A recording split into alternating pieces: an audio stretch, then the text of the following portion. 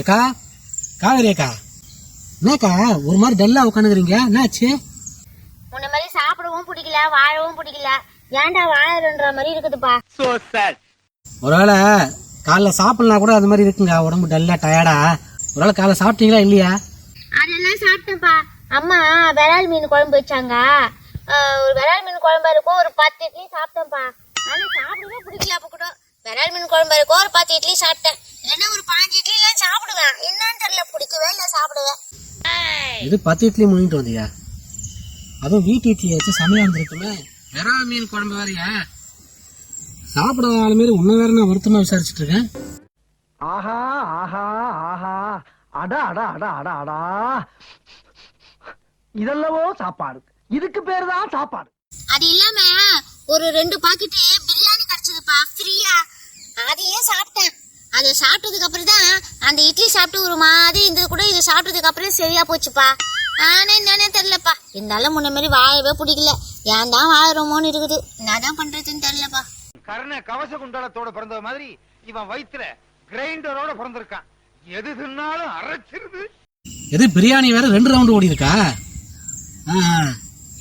ஓ, இது சாப்பிட்டதுக்கு அப்புறம் தான் அது சரியாச்சு. இதுல ஒரு கூத்து ஒண்ணு நடந்துச்சுப்பா. என்னன்னு தான் கேளேன். ஆமா, அது அப்படியே உலக அதிசயம். அந்த வரலாறு வேற நான் கேட்கணுமா? சரி சரி, சொல்லி தொலை. அது ஒண்ணும் இல்லப்பா, பக்கத்து வீட்டுல ஏதோ விசேஷம் போயிடுது. அவங்க வீட்டுல விசேஷம் முடிஞ்சு ஒரு 2-3 பக்கெட்டு சாம்பார், கார குழம்பு, ரசம், கறி குழம்புன்னு ஏதாவது குத்தாங்கப்பா. அதை வேற சாப்பிட்டேன்னா அது வேற ஒரு மாதிரியாகுது வயிறுலாம். என்னவோ தெரியலப்பா.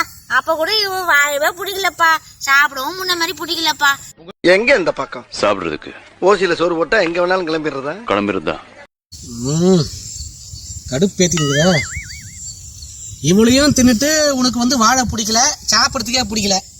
வாசிக்காத ஃபீல் வேற ஃபீல், சோக கீதங்கள் வேற பாடிட்டு இருக்க. என்னவோ தெரியலப்பா. அப்ப கூட இவன் வாழவே பிடிக்கலப்பா. சாப்பிடவும் முன்ன மாதிரி பிடிக்கலப்பா. ஏய் மவனை டென்ஷன் பண்ணி நிக்காத. பக்கத்துல தான் தண்ணிக்குது.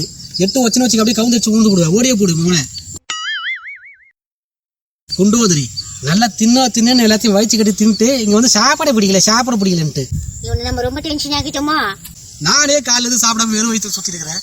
இது கஷ்டத்தை வேற கேட்க வந்திருக்கு பாரு. ஆனா ஓடி போடு. ரொம்ப சூடாயிட்டுக்கிறான். அச்சிடுவோம். நம்ம இந்த தூட்டு ஓடிடுவோம் சாமியா. தக்காளி வரல என்கிட்ட வச்சுக்காத.